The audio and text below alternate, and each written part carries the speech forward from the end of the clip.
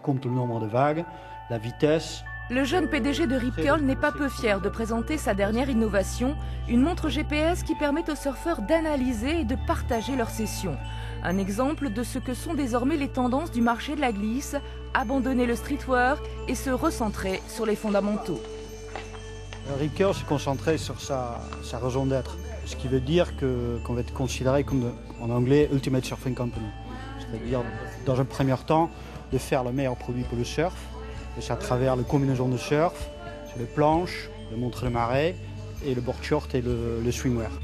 Face au choc économique et aux leaders mondiaux, les petites structures se sont regroupées.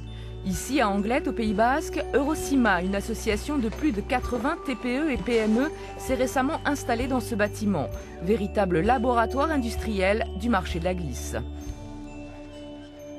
Ces petites et moyennes entreprises arrivent et je pense contribuent à créer un équilibre entre les gros qui ont eu des difficultés et qui commencent aujourd'hui à récolter le travail de leur restructuration et ces petits qui, eux, n'ont pas connu ça et de toute façon qu'ils aient rien ou pas grand-chose, ils ont avancé avec leurs moyens.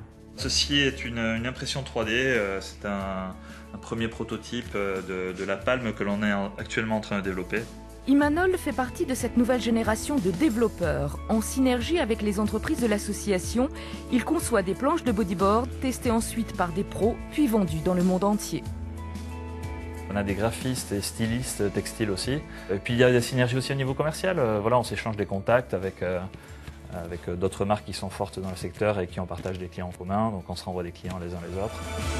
Depuis quelques mois, la filière glisse en Aquitaine retrouve des couleurs. Objectif possible à l'été 2015, une croissance entre 5 et 10%. Après l'Europe, les États-Unis et l'Océanie, l'Asie, mais surtout la Chine, pourrait bien être le nouvel Eldorado du surf mondial.